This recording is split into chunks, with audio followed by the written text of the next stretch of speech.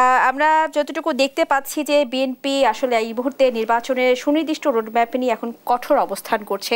আমরা কিছুদিন আগে দেখতে পেয়েছি যে তারুণ্যের সমাবেশে হচ্ছে তারেক রহমান উনি কঠোর একটি বার্তা দিয়েছিলেন যে ডিসেম্বরের মধ্যেই নির্বাচন করতে হবে, অনেকটা কঠোরভাবে উনি বলেছেন। এই বিষয়টি যদি একটু বলতেন। তার আগে একটা ছোট কথা বলি, আমরা কিন্তু এই সরকারকে সমর্থন এখনো দিয়ে যাচ্ছে, প্রত্যাহার করি নাই। এখনো পর্যন্ত কিন্তু বড় রাজনৈতিক দল হিসাবে এই সরকারের আমরা সমর্থন করে যাচ্ছে। আমরা সমর্থন প্রত্যাহার তখনই করব যখন এই সরকারকে আমরা গণবিরোধী হিসাবে, সংবিধান বিরোধী হিসাবে এবং দেশ বিরোধী হিসাবে চিহ্নিত করব। এখনো পর্যন্ত এই সরকারকে আমরা বিরোধিতা করি। এই সরকারের কোনো কমিটমেন্ট নাই, মানে যেটা আলোচনা পেতে রাজ্যকে ভাই বললেন। তা আমার কাছে মনে হয়েছে এর কমিটমেন্ট আছে, কারণ স্বৈরতন্ত্রের পতনের পরে তাকে মুখে বলতে হবে না, তাকে আনাই হয়েছে গণতন্ত্রের উত্তরণের জন্য, স্বৈরতন্ত্র ফিরিয়ে আনার জন্য না। এখন যদি সেই কাজটি তার চাল চলন সিদ্ধান্ত ভূমিকার জন্য প্রমাণিত হয়, তখন সেটা তখনকার বিষয়। আমার কাছে মনে হয় বাংলাদেশের রাজনীতিতে, যেটা আপনি 53-54 বছরের ইতিহাস দেখেন, সেখানে আপনি গণতন্ত্রের সঙ্গে যুদ্ধ ঘোষণা করেছেন, যত বড় ব্যক্তি হন না কেন, গণতন্ত্রের সঙ্গে যুদ্ধ ঘোষণা করেছেন, আলটিমেট তার পরাজয় অবধারিত।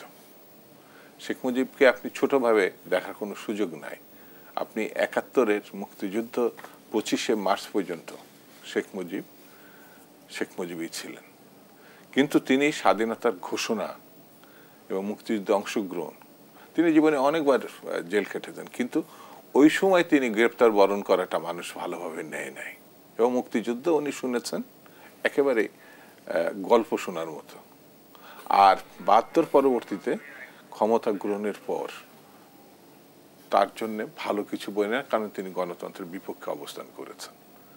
তিনি এই রক্ষী বাহিনী তৈরি করা, সর্বশেষ 4th সংশোধনী, বাকশাল তৈরি করা, সকল দল নিষিদ্ধ করা, সকল সংবাদপত্র 4টি বাদে নিষিদ্ধ করে দেওয়া, এগুলো কোনোটাই তার পক্ষে যায়নি। সেই বিবেচনায় এখন যদি গণতন্ত্রের বিপক্ষে বর্তমান সরকার থাকে, আমরা যেটাকে মনে করছি নির্বাচন যদি না আসে এবং একটা সুনির্দিষ্ট সময়ের মধ্যে, সেটা ডিসেম্বরের কথা বলেছে, তার মানে এই নয় যে আগামী 3 মাসের মধ্যে হতে পারবে না, অক্টোবর, নভেম্বর, ডিসেম্বর এটা করা সম্ভব।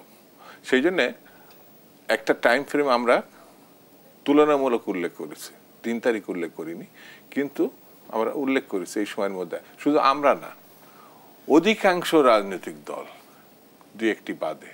কেন বলছি? ইতিমধ্যে 52টি দলের প্রসঙ্গ এসছে। আর যাদের নিবন্ধন নাই কিন্তু সরকারের সঙ্গে ঘেঁষাঘেঁষি আছে, তাদের কথা আমি এখানে উল্লেখ করতে চাই না।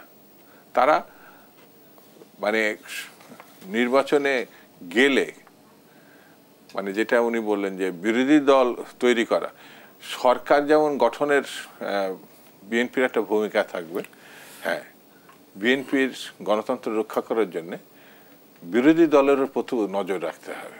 এটা আমি আজকে এই কারণে বলছি যে আমাদের যাদের প্রতি সফট কর্নার থাকবে, যেমন জামাতের ধিকৃত শক্তি সফট কর্নার থাকার কারণে তারা কিন্তু পার্লামেন্টে এসছে, সরকারও আসছে। এখন তাদের অবস্থা কি দাঁড়াবে তারা নিজেরাও জানে। সেই জন্যে আগামী দিনে গণতন্ত্র প্রতিষ্ঠার জন্যে আমার কাছে মনে হয় সরকার যত দ্রুত সিদ্ধান্ত নিতে পারবে, তত দেশের জন্য, সরকারের জন্য, সাধারণ মানুষের জন্য ভালো হবে। আপনাকে অসংখ্য ধন্যবাদ।